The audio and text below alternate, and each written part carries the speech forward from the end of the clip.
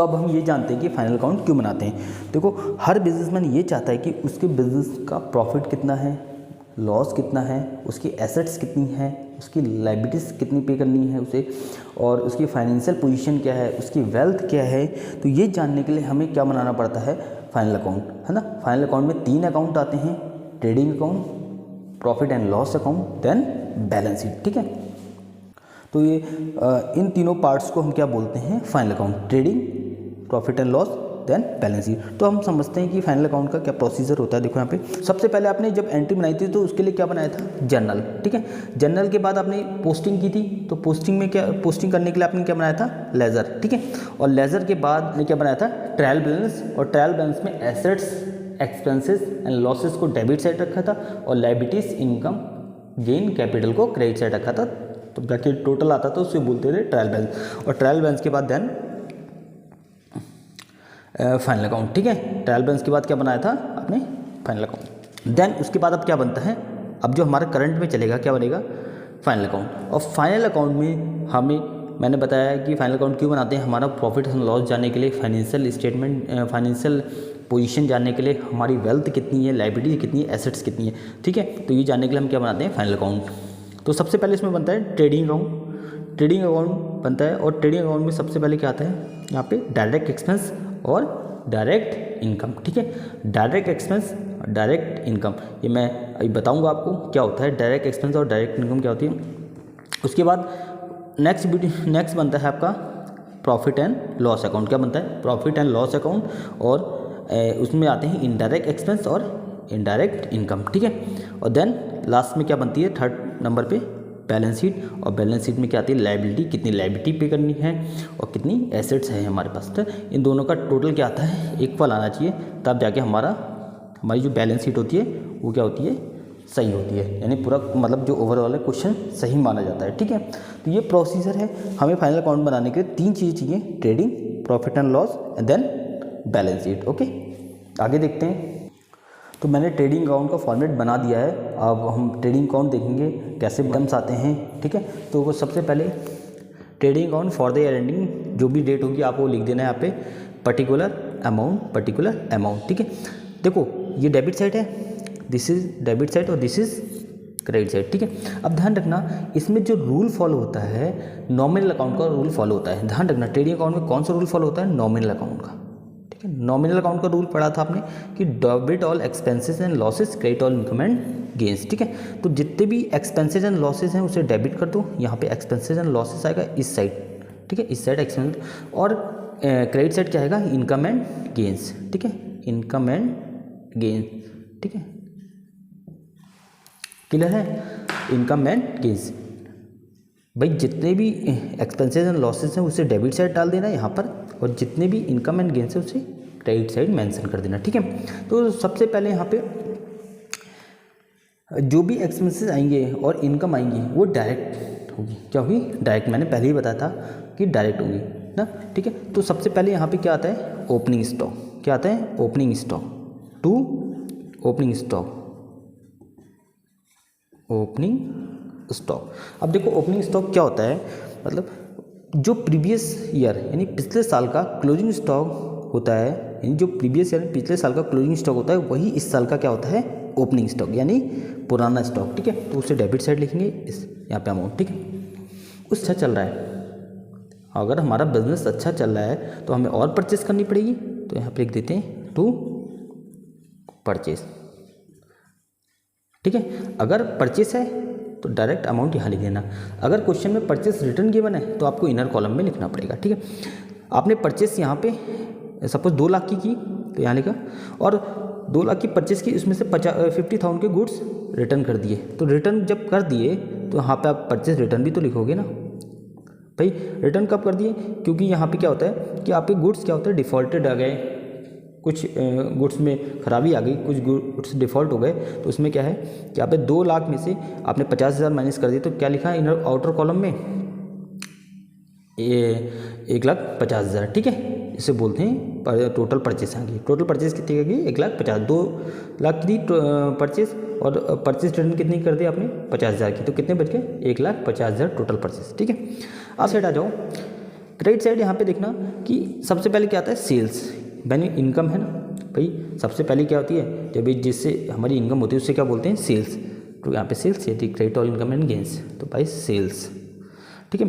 अगर खाली सेल्स दिए तो सेल्स आउटर कॉलम में लिख दोगे, अगर सेल्स रिटर्न दिए तो आपको क्या करना है, सेल रिटर्न माइनस करना है। सपोज आपने सेल्स करी 1 लाख की, ठीक है, और आपने सेल्स करी 1 लाख की और कस्टमर ने गुड्स वापस कर दिया आपको, तो उसे क्या बोलेंगे, सेल्स रिटर्न। डिफॉल्टेड गुड्स वापस कर दिए, ठीक है, सपोज 70,000 के गुड्स वापस कर दिए, यहाँ पे 1 लाख की सेल थी, 70,000 के गुड्स वापस कर दिए, तो बचे कितने, 30, तो 30 आउटर कॉलम में आएंगे, ठीक है। ये हाँ, आगे देखते हैं, माइनस करते हैं, यही माइनस है, ठीक है। उसके बाद ध्यान रखना, नेक्स्ट आइटम आता है क्लोजिंग स्टॉक, ठीक है। क्लोजिंग स्टॉक से बिक नहीं पाए ना, ईयर खत्म हो गया, गुड्स बिक नहीं पाए, तो उसे क्या बोलेंगे, क्लोजिंग स्टॉक, ठीक है। ये इनके ऑर्डर फिक्स हैं, ये आइटम यहीं आते हैं, ठीक है। अब उसके बाद मैं कुछ चीज़ें आपको समझा देता हूँ, यहाँ पे आएंगे डायरेक्ट एक्सपेंस, ठीक है, समझा देता हूँ डायरेक्ट एक्सपेंस क्या होते हैं, ठीक है। हम समझते हैं कि डायरेक्ट एक्सपेंस क्या होते हैं, सब हम समझते हैं कि डायरेक्ट एक्सपेंस क्या होते हैं। तो ये ब्रिटानिया कंपनी है, और ब्रिटानिया कंपनी क्या बनाती है, बिस्किट्स, बहुत सारी चीज़ बनाती है, बिस्किट्स भी बनाती है। तो यहाँ पे देखो, ब्रिटानिया कंपनी ने बिस्किट बनाने के लिए क्या मंगाया, पंजाब से वीट परचेज़ किया होगा, और वीट परचेज़ करने के बाद उन्होंने क्या किया होगा, लोड कराया होगा, तो जो भी लेबर चार्ज लगी होगी उसे क्या बोलेंगे, डायरेक्ट एक्सपेंस। वहाँ परचेज़ किया होगा तब भी उसे क्या बोलेंगे, डायरेक्ट एक्सपेंस, ठीक है। उसके बाद गाड़ी में जब गुड्स लोड करवाया तो कहाँ पहुँचेगा, वेयर हाउस, कहाँ पहुँचा ये क्या पहुँचा, ये वेयर हाउस, ठीक है, वेयर हाउस पहुँचा। और जब ये वेयर हाउस पहुँचा तो वहाँ से भी माल उतरवाया होगा, उसे ही लेबर चार्ज लगी होगी, उसे क्या बोलेंगे, डायरेक्ट एक्सपेंस। अब जितनी रिक्वायरमेंट पड़ती है भाई, वेयर हाउस में गुड्स रखा है, जितनी रिक्वायरमेंट पड़ती है उतनी ब्रिटानिया कंपनी बिस्किट बनाने के लिए ले लेती है। अब ब्रिटानिया कंपनी में गुड्स लगवाए और गुड्स मतलब यूज़ किया, और यूज़ करने के बाद उसे फिनिश गुड्स में चेंज कर दिया, यानी गुड्स तैयार हो गए, यानी बिस्किट बन गया, और बिस्किट बनने के बाद कहाँ जाएगा, गोडाउन। तो यहाँ से लेकर गोडाउन तक के खर्चे उसे बोलेंगे डायरेक्ट एक्सपेंस। भाई यहाँ से लेकर गोडाउन तक के खर्चे को क्या बोलेंगे, डायरेक्ट एक्सपेंस, ठीक है। अब गोडाउन से गुड्स कहाँ जाएंगे, फिनिश गुड्स ऑफिस में, होलसेलर या रिटेलर के पास, ठीक है। तो उससे क्या बोलेंगे, गोडाउन से ऑफिस तक के खर्चे क्या होंगे, इनडायरेक्ट एक्सपेंस, समझ गए। तो यहाँ देखना, गोडाउन तक के एक्सपेंस को क्या बोलेंगे, यहाँ तक के, गोडाउन तक के, यहाँ तक के खर्चे को क्या बोलेंगे,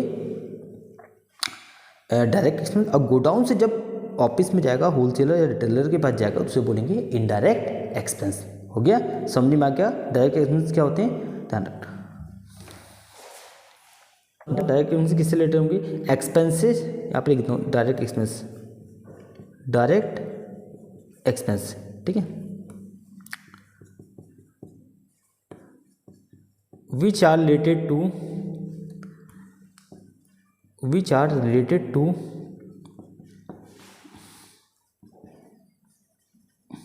manufacturing,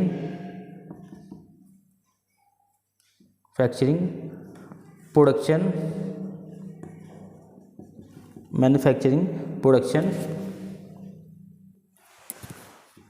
purchase, फैक्ट्री, यानी फैक्ट्री लिख दो, हाँ फैक्ट्री, और कैरीज इनवर्ड, आउटवर्ड नहीं, इनवर्ड आएगा, ठीक है। इनवर्ड यानी गुड्स कंपनी के अंदर आए, तो उस कंपनी में गुड्स आने तक का खर्चा जो भी उसमें भाड़ा पे करेंगे उसे बोलेंगे कैरीज इनवर्ड, ठीक है। तो ये है डायरेक्ट एक्सपेंस, ठीक है।